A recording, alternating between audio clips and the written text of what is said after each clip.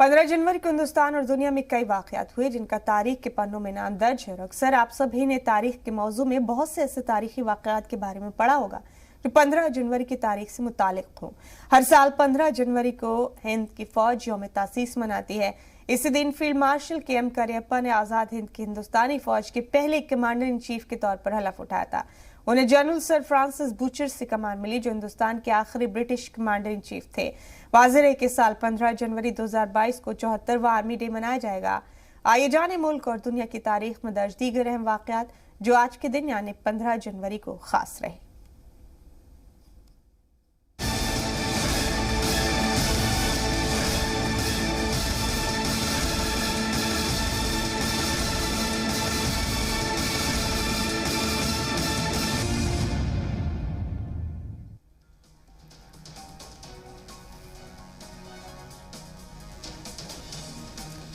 उन्नीस सौ 34 में आज के रोज नेपाल और हिंदुस्तान में जलजला आया, करीब 18,000 लोग हलाक हुए। 1949 में के.एम. करियप्पा ने पहले कमांडर इन चीफ का हलफ उठाया। 1965 में फूड कॉर्पोरेशन ऑफ इंडिया कायम हुआ। 1986 में इंडियन एयरलाइंस कमर्शियल मुसाफिर उड़ान पर पहली खातून पायलट सवार। 1988 में नरेंद्र इरवानी ने वेस्टइंडीज के खिलाफ अपने पहले टेस्ट मैच में ही 16 विकेट लिए। 1998 में ढाका में बांग्लादेश, हिंदुस्तान, पाकिस्तान का चोटी इजलास शुरू हुआ।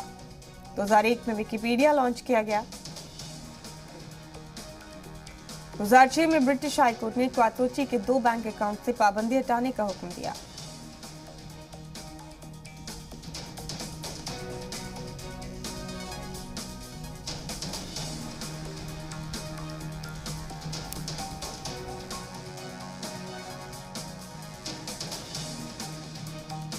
दो 2007 में इराकी अदालत के साबिक सरबराह और सद्दाम हुसैन के सौतेले भाई को फांसी दी।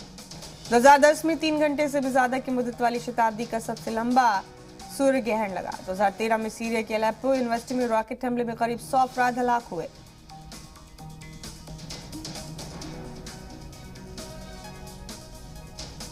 दो 2010 में 3 घंटे से भी ज्यादा की मुद्दत वाली सदी का सबसे लंबा सूरज ग्रहण लगा।